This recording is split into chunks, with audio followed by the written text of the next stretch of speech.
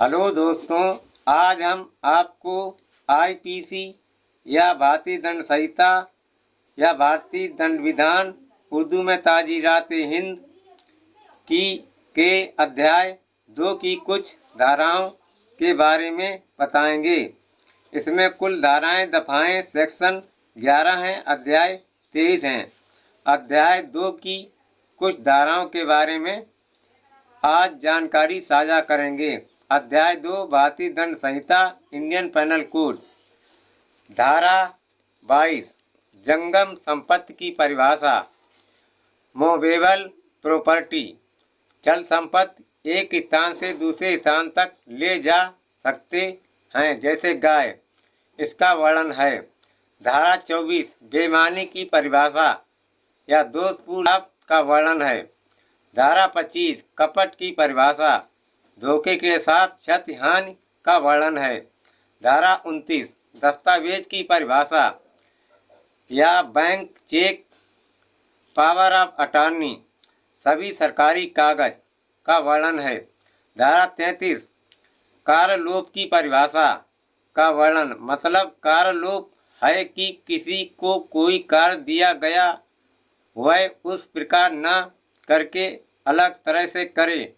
जैसे पुलिस किसी मुजरिम को पकड़कर पूछताछ कर सकती है, मारपीट नहीं कर सकती है।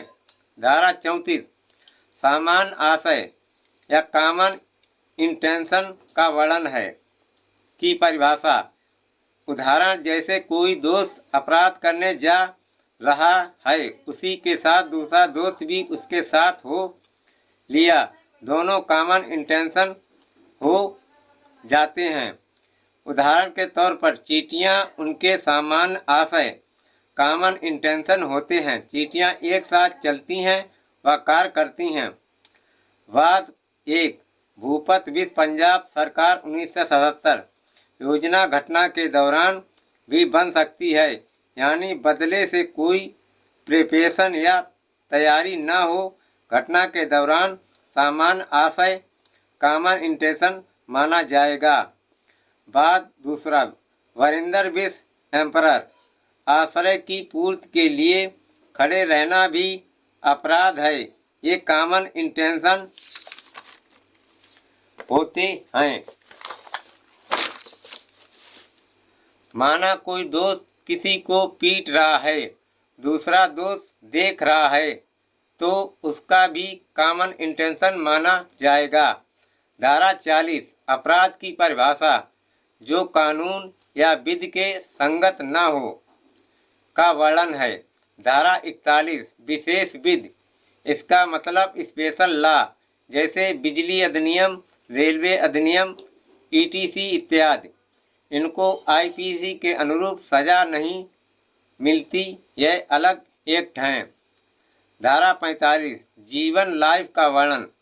वाद श्रीमती ज्ञान कौर विश पंजाब सरकार, उसमें बताया गया था कि जीने के अधिकार में मरने का अधिकार शामिल नहीं है। मतलब जीने का अधिकार तो है, लेकिन मरने का अधिकार नहीं है, क्योंकि उससे और व्यक्तियों की जिंदगी जुड़ी होती है। धारा 46 मृत्यु या डेथ का वर्णन है।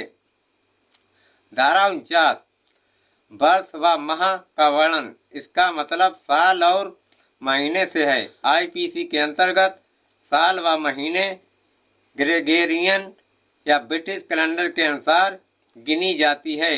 इसी कैलेंडर के अनुसार अदालत में प्रयोग होता है। धारा 51 शपथ, पहले कोर्ट में गीता, कुरान, बाइबिल से शपथ दिलाई जाती थी कि मैं सच कहूँगा, झूठ नहीं बोलूँगा। अब यह खत्म हो गई व्याख्या। शपथ अधिनियम 1973 के अंतर्गत शपथ पत्र में हस्ताक्षर किए जाते हैं।